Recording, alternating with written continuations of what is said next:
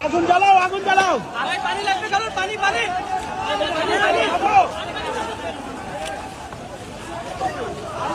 লাগবে, কারণ পানি ভাই পানি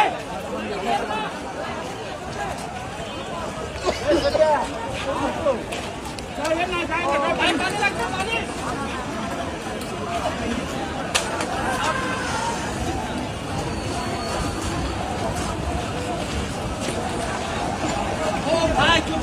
ভাই আমার খারাপ অবস্থা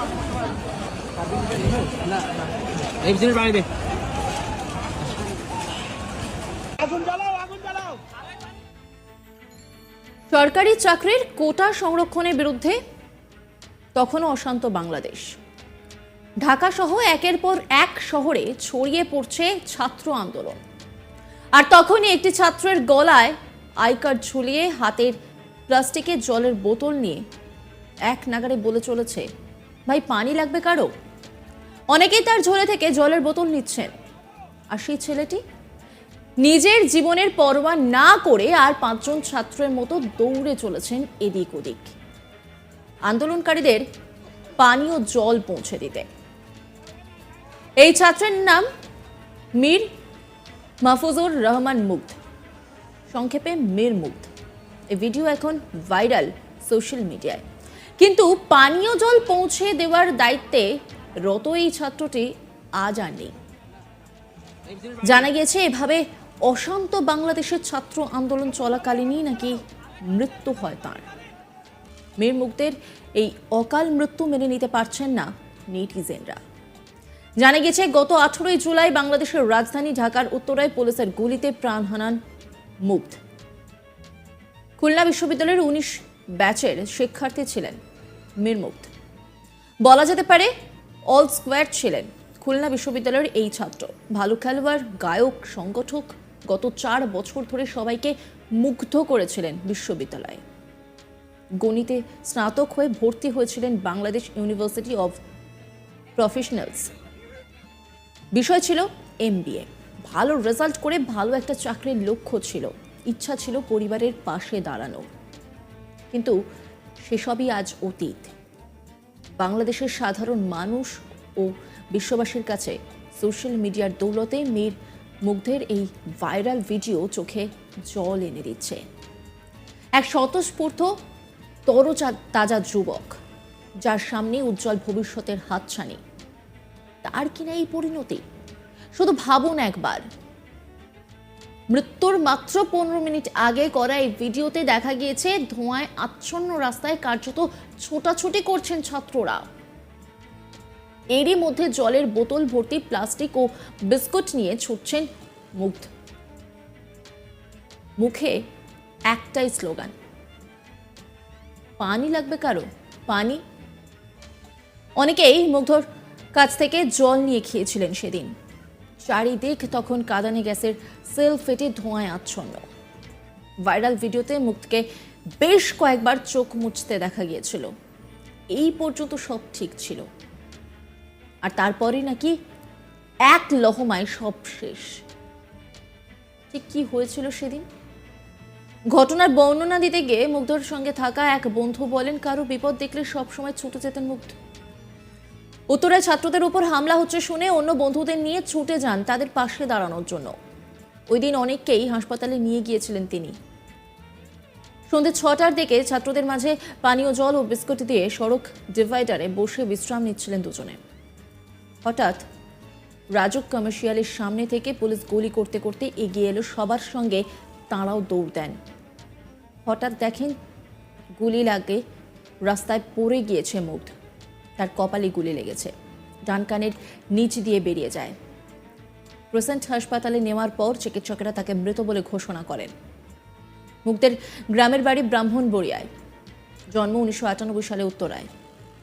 উত্তরার ইসলামিক এডুকেশন সোসাইটিতে প্রাথমিক এবং Uttara high school and college থেকে HSC সম্পন্ন করেন। 2019 সালে ভর্তি হন খুলনা বিশ্ববিদ্যালয়ে। লেখাপড়ার পাশাপাশি ফুটবল খেলোয়াড়, গায়ক, গিটারিস্ট ও সংগঠক হিসেবে সুনাম ছিল তাঁর।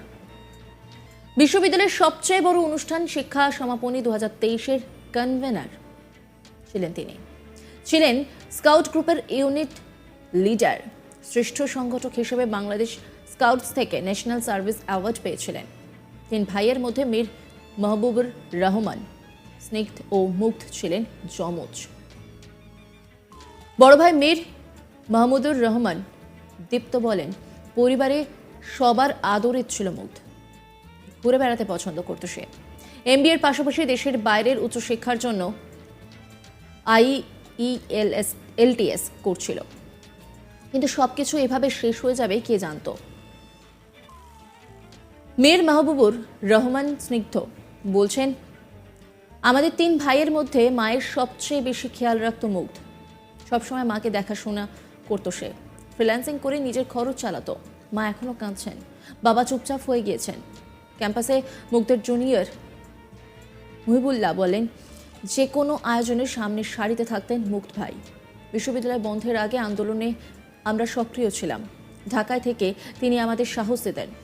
ক্যাম্পাস খুললে খুবির প্রধান ফটকের নাম শহীদ মীর মাহফুজুর রহমান মুগ্ধ ফটক করার জন্য প্রশাসনের কাছে দাবি জানাবেন বলে জানিয়েছেন মুগ্ধর সহপাঠীরা। মুগ্ধর এই ভিডিও দেখে সমব্যথী বাংলাদেশের ফিল্ম ইন্ডাস্ট্রিও। অভিনেতা সিয়াম আহমেদ জানিয়েছেন, রাতে ঘুমাতে পারবেন না, আমার মাথায় এখনো আসছে, কারো পানি লাগবে। কি বলছেন তিনি, শোনাব আপনাদের। আমরা রাত্রেবেলা ঘুমাতে পারবেন না, আমার কানে এখনো বাজে যে কারো পানি লাগবে, কত পানি আসছে এখন, কারো পানি লাগবে। তো এটা যতদিন মাথায় থাকবে ততদিন পর্যন্ত আমরা শান্তিতে ঘুমাতে পারবো না। এবং এটা দেশের একজন নাগরিক হিসাবে আমরা তো সারা জীবন মানুষের জন্যই কাজ করেছি। আমরা যারা এন্টারটেনমেন্ট ইন্ডাস্ট্রিতে কাজ করি, আমরা কার জন্য কাজ করি? কোনো ইন্ডিভিজুয়ালকে দেখানোর জন্য কাজ করি না, আমরা দেশের মানুষের জন্য কাজ করি।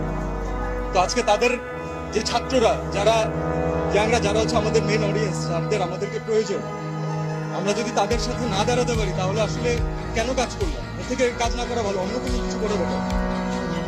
আমার নিজের বাচ্চা আছে ভাই, আমি জানি যে আজ থেকে 10 বছর পরে, 15 বছর পরে, 20 বছর পরে ও একদিন এই ব্যাপারে জানবে এবং ও একদিন আমাকে কোয়েশ্চেন করবে যে মানে তুমি কি করছো। তখন আমি বুক উঁচু করে বলতে চাই যে না, আমি কিছু চেষ্টা করছি। So definitely I am with the student. পানি লাগবে কারোর? পানি ভাই, পানি।